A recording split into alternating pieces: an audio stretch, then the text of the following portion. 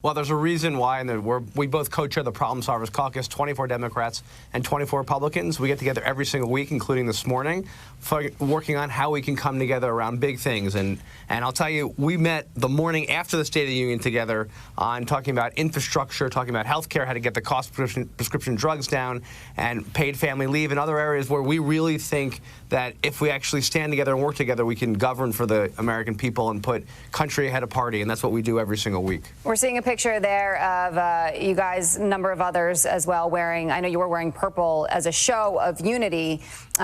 Representative Reed, if you can just talk about that and talk about what ended up transpiring that night. You saw there was no handshake between the president and Nancy Pelosi. We don't know if you saw her reach out her hand. We saw what happened at the end with her ripping up the papers. I mean, I think Americans are frustrated right now seeing those exchanges. Yeah, Jillian, I couldn't say it better than that. Frustration and disappointment. But that's what the Problem Solvers Caucus is all about. This has been a 4-year journey with Josh and I. You're putting these 48 members together, equally divided, that are committed to serving the country. I'm a proud Republican. Josh is a proud Democrat.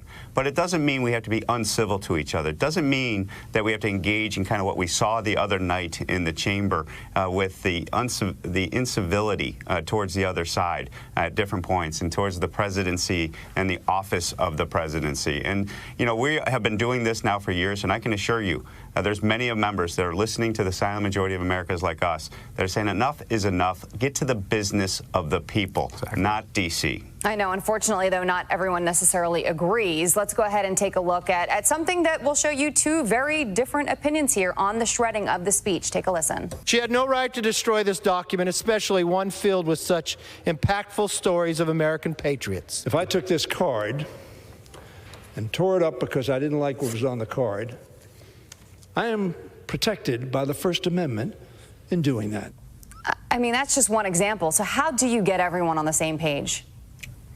You do what we've been doing, leading by example, coming together, voting as a block of 48 members like we have repeatedly over the last 3 to 4 years on issues that impact the American people every day. And what we have is a commitment to each other, not to attack the other side, not to attack personally.